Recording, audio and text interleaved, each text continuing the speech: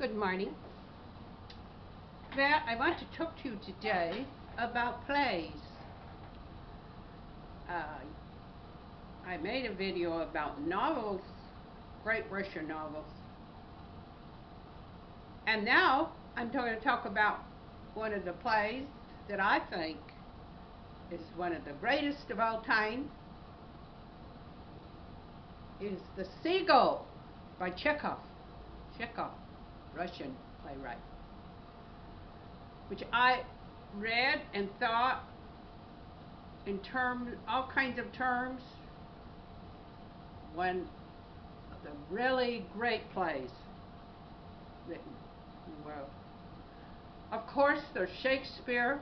In fact, I thought so much of plays that I ended up majoring in theater at the University of Utah under the direction of a famous Shakespearean director who is known in Broadway and Hollywood because he would bring stars in, which I didn't especially appreciate because with the veterans all returning, and there was one veteran who was 10 years older than I, and when he came and went to the University of Utah, he was a marvelous actor. He had war as a background.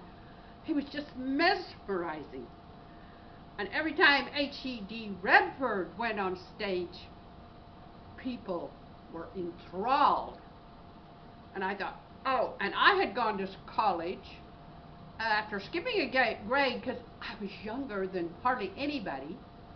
I thought, how am I going to make a splash in the midst of all these Hollywood and Broadway stars and veterans?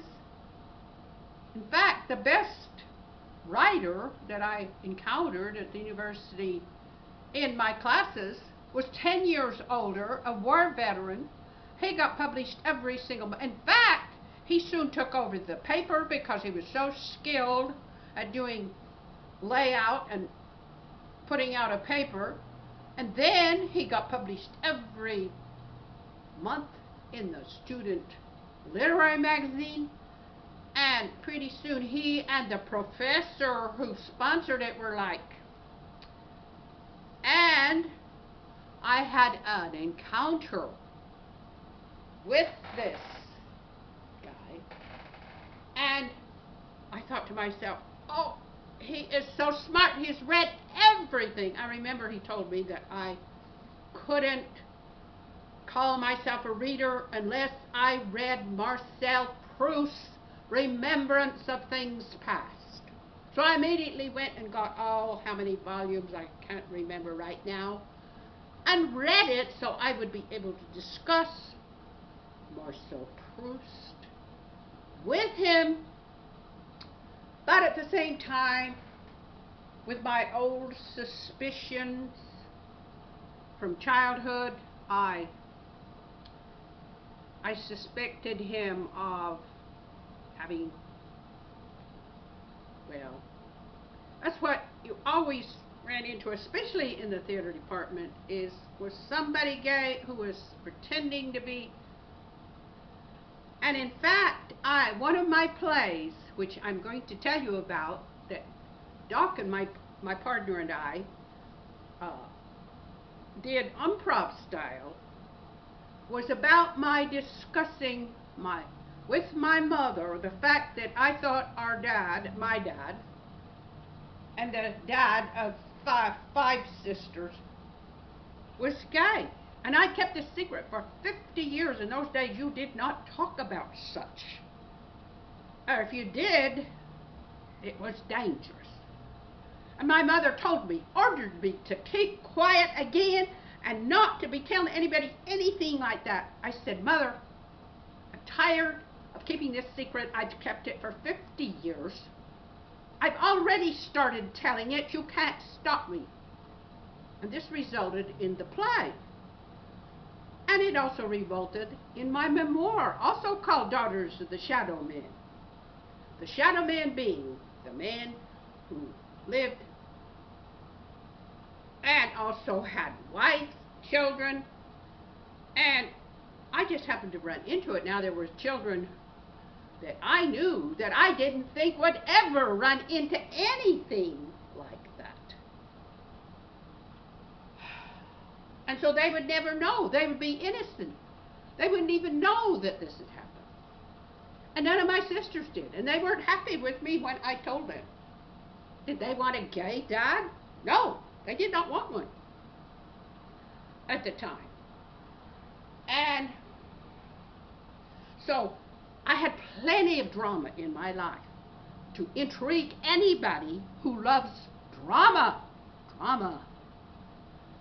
So Doc was intrigued by this story because he claimed that his heart had been broken by a deceptive female, to the point that he didn't even know whether the 2 children they had were his.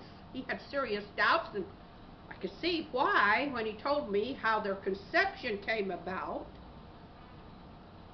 So we were a good pair to do an improv version of this play, Daughters of the Shadow Men, which starts with the segment where I said that I knew my dad was gay from the time I was 5 years old, but nobody else knew it, and I could not get, well, for one thing, I thought my dad would be very, very angry. He might even reject me, and he was my protection from my mother, and my mother might get murdered. So,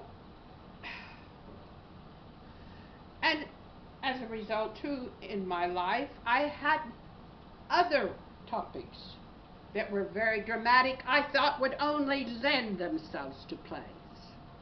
And so I have 4 other plays on the front of my channel, which all you have to do is scroll down and you will run into them.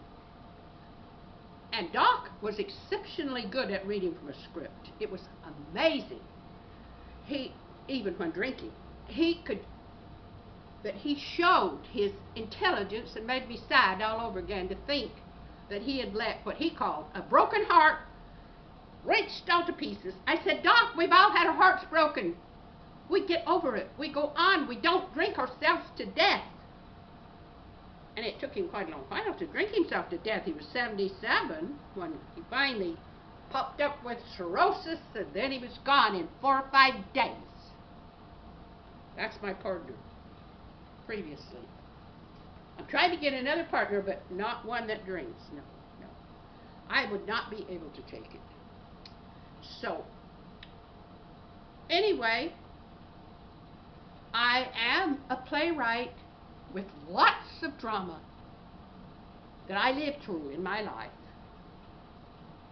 that fueled the writing of these plays.